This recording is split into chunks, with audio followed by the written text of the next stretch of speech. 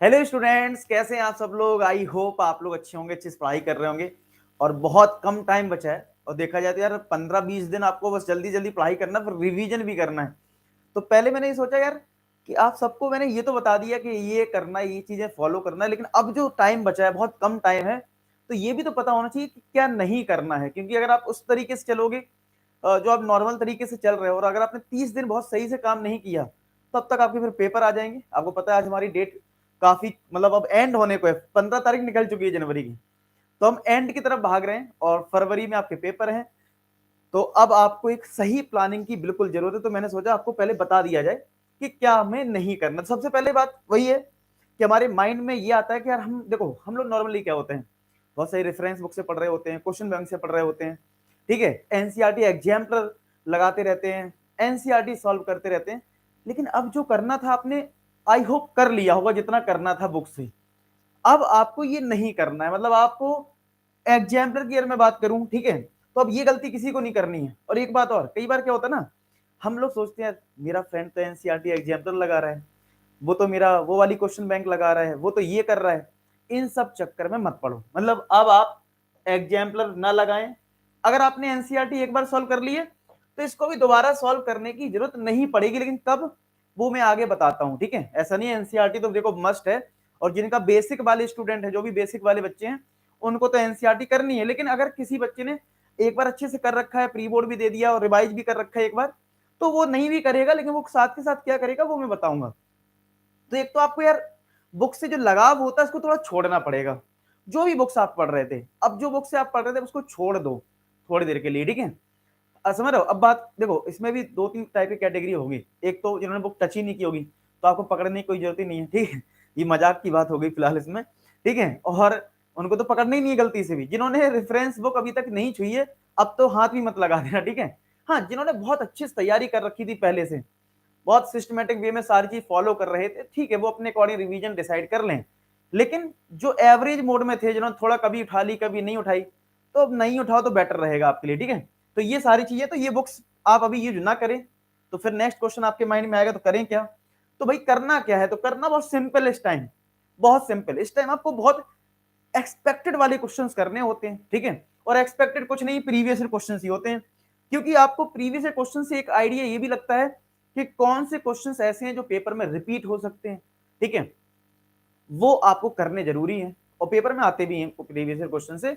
तो भैया अगर आपने ये नहीं किया है, तो सबसे पहले फर्स्ट टारगेट होना चाहिए कि तुम्हारा सारे चैप्टर्स में सारे सब्जेक्ट में, अगर मैं मैथ्स की बात करूं पहले, तो भैया आपको सबसे पहले हर चैप्टर के प्रीवियस ईयर क्वेश्चंस कर लेने हैं सबको, ठीक है। अब एक यहाँ पे गलती बच्चे कर लेते हैं, वो थोड़ी ध्यान रखनी है बात, ठीक है। अच्छा, प्रीवियस ईयर क्वेश्चंस अगर आप चैनल पे मान लो कोई बच्चा नया आया है इस वीडियो को देखने के लिए, तो बेटा आपके लिए मैं एक चीज बता दूं, परेशान नहीं होना है। प्रीवियस ईयर क्वेश्चन आपको कहां से मिल जाएगा, ये अपना जो चैनल है ना, इसकी प्लेलिस्ट में जाना। यहाँ पे मैंने क्लास 10th का टॉपर्स प्लेलिस्ट बना रखा है, ठीक है। अब यहाँ पे आप देखोगे एक ब्रह्मास्त्र सीरीज है जिसमें टॉप 25 क्वेश्चंस हैं, किसी भी चैप्टर के आप कर सकते हो। जैसे मैं क्लिक करके अगर आपको दिखा दूं, तो देखो 84,000 बच्चों ने देख लिया पिछले 3 महीने में। यहाँ पे आप हर चैप्टर के टॉप 25 क्वेश्चंस कर सकते हो। मान लो आपका मन करता है कि चलो रियल नंबर के क्वेश्चंस करने, क्लिक करना वीडियो पे। अब आप में तो करो वीडियो मत ही देखो, आप क्या करो डाउनलोड कर लो, सेशन की पीडीएफ इसी में है, पीडीएफ डाउनलोड कर लो, क्वेश्चन सॉल्व करो, एज अ प्रैक्टिस सेशन समझो। आप बोलते सर प्रैक्टिस करवा दो, प्रैक्टिस करवा दो। अरे भैया ये टॉप 25 क्वेश्चन है क्या, प्रैक्टिस ही तो तुम्हारे लिए, ठीक है। पीडीएफ डाउनलोड करो, खुद से सॉल्व करो, ठीक है, खुद से सॉल्व करो। और फिर जहां डाउट आता वीडियो की हेल्प ले लो। इस टाइम ये स्ट्रेटजी बनाओ, अपने ऊपर ज्यादा फोकस करो, अपने मतलब सेल्फ स्टडी पे भी फोकस करो। दिन में अगर आप 10 घंटे पढ़ रहे हो, तो 2-4 घंटे सेल्फ स्टडी के होने चाहिए। अगर नहीं है तो दिक्कत हो जाएगी आपको। आप बस वीडियो देखते रहो, कभी मेरा कभी किसी और का। वीडियो देखने से काम नहीं होगा, अब आपको पढ़ना भी है साथ के साथ, ठीक है। 1-2 घंटे लेक्चर देख लिया, पढ़ाई करिए इसके बाद खुद से, ठीक है। अच्छा, मैं प्रीवियस ईयर क्वेश्चंस की बात कर रहा था, तो इसी में देखो टॉपर्स प्लेलिस्ट में आगे आप जाओगे तो मैथ्स प्रीवियस ईयर क्वेश्चन 10 साल के लेटेस्ट पैटर्न पे, वो जो क्वेश्चन जो लेटेस्ट सिलेबस पे, ये नहीं सारे लेटेस्ट सिलेबस के अकॉर्डिंग मैंने इसमें डाल दिए हैं, ठीक है। आप आराम से, मान लो आपको मन करता है लीनियर इक्वेशन 2 वेरिएबल करना है, ट्रिग्नोमेट्री करना है, जिस चैप्टर को भी करना है, इसको ओपन करिए, डिस्क्रिप्शन में पीडीएफ मिल जाएगी, पीडीएफ को डाउनलोड करिए, बड़े आराम से पढ़ाई करिए। सेम प्रीवियस ईयर क्वेश्चन के साथ है, और सेम अगर आपको चैप्टर वाइज एमसीक्यू करना है तो एमसीक्यू भी चैप्टर वाइज है, आप आराम से किसी भी चैप्टर के एमसीक्यू कर सकते हो। अब मैं बताता हूं इसमें खास बात ध्यान क्या रखनी, वो जरा सुन लीजिए आप ध्यान से। तो क्या करना है आपको बेटा, प्रीवियस ईयर क्वेश्चंस करने हैं और ये एमसीक्यू करने हैं, जो मैंने अभी आपको दिखाया प्लेलिस्ट से। इसमें खास बात आपको ये करनी है, सबसे पहला अगर हो सके तो प्रिंट आउट निकाल लेना। सबसे पहले अगर हो सके आपसे तो प्रिंट आउट निकाल लेना, ठीक है। ज्यादा महंगा नहीं पड़ेगा, हर चैप्टर में मैं बोलूंगा 2-2 पेज होंगे। तो भैया अगर 14 चैप्टर हैं तो 28 पेज हो जाएंगे, 28 ऐसे एमसीक्यू के मान लो, 50-60 पेज चाहिए होंगे, अरे 100 मान लो मोटा मोटा, 100 से अंदर अंदर 50 से 100 की रेंज में आपके सारे प्रिंट आउट निकल जाएंगे, ठीक है। लेकिन ये ऐसा कंटेंट होगा जो तुम्हें पूरे यूट्यूब पे नहीं मिलेगा, मैथ्स में पूरे यूट्यूब पे नहीं मिलेगा इस तरीके से कि एक जगह सारे एमसीक्यू मिल जाए बढ़िया से, ठीक है, और वीडियो सॉल्यूशन तो है ही अवेलेबल, और एक जगह सारे प्रीवियस क्वेश्चन बढ़िया क्वालिटी के साथ। आप कभी प्रिंट आउट निकालना, आपको खुद पता लग जाएगा हर क्वेश्चन को कवर करा गया है, एक क्वेश्चन से बाहर नहीं आएगा अगर प्रीवियस क्वेश्चन से आएगा। तो भाई प्रिंट आउट निकाल लो, ठीक है, समझ रहे हो। और एक क्या चीज करनी वो ध्यान सुनो, मान लो आपने ट्रिग्नोमेट्री का पीवाईक्यूज निकाल लिया, आपने क्या करा, ट्रिग्नोमेट्री का पीवाईक्यू निकाल लिया। क्या करो अब इसमें, क्या करो, जैसे मान लो शुरुआत के 10 क्वेश्चन है, ऐसे क्वेश्चन लिखे हुए हैं, आपको क्या करना है, अब एंड टाइम आ गया, ये आपका सबसे मतलब ये लास्ट टाइम चल रहा है यहाँ पे, ये लास्ट टाइम यही सब करोगे आप। अगर आपने अभी तक नहीं किया तो करना क्या है, पहले खुद से, मैंने बोला पहले खुद से सेल्फ स्टडी करनी है। मेरे साथ वीडियो सॉल्यूशन कर रहे हो, उसके बाद खुद से जो टाइम बचेगा, ठीक है, कि आपको उसमें सेल्फ स्टडी करनी है। जिस टाइम मैं क्लास नहीं ले रहा हूं, जैसे आज कोई क्लास नहीं है, आप सेल्फ स्टडी करिए, इधर उधर के वीडियो देखने में टाइम वेस्ट नहीं करिए। जब मैंने आपसे बोल दिया कि एक एक कंटेंट, क्वालिटी कंटेंट सब कुछ मिल जाएगा, आप क्यों परेशान हो मैथ्स में। तो करना क्या है, प्रिंट आउट निकालने के बाद क्वेश्चन खुद से बनाने की कोशिश करो। एक बार मेरे साथ लाइव सेशन कर लिया है ना मान लो, तो अब आपको वही दोबारा सॉल्व करना है। रिवीजन मस्ट है, मतलब मेन बात क्या है, रिवीजन। और रिवीजन भी कैसे करना है वो जरा ध्यान से समझो। आप कई बार क्या होता है, पढ़ तो लेते हो, आप रिवीजन की स्ट्रेटजी नहीं बनाते हो। मैंने बोला ना इस वीडियो में हम ये बात करने वाले क्या करना है और क्या नहीं करना है, ठीक है। तो भाई एक तो बता दिया, बुक्स कोई फॉलो मत करिए, बस प्रीवियस ईयर क्वेश्चन का डालिए मैथ्स में, ठीक है, और एमसीक्यू वाली जो सीरीज है वो। फिर जब क्वेश्चन आप कर रहे हो तो देख लो तुमने वो क्वेश्चन जो सॉल्व किया है, तुम्हें खुद से आंसर उसका आ गया या नहीं आया। नहीं आया तो वीडियो की हेल्प लोगे। तो मान लो तुम्हें पहला क्वेश्चन खुद से आ गया तो दूसरा नहीं आया, तीसरा आ गया, चौथा भी आ गया, पांचवा नहीं आया। तो जो जो क्वेश्चंस नहीं आए उनमें क्रॉस मार लो।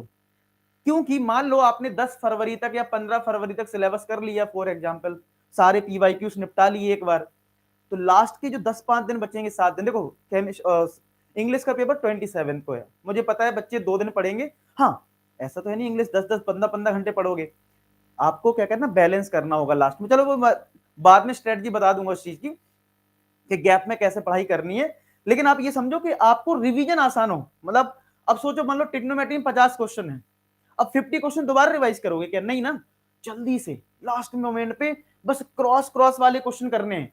अब क्रॉस क्रॉस वाले हो गए, मान लो फिर भी क्या हुआ, ये वाला क्रॉस तुम्हें सेकंड टाइम में अच्छे से आ गया, टिक मार दो, डबल टिक मार दो, पता रहेगा कि ये डबल टिक वाला है जिसमें मैंने सेकंड टाइम में कर लिया था।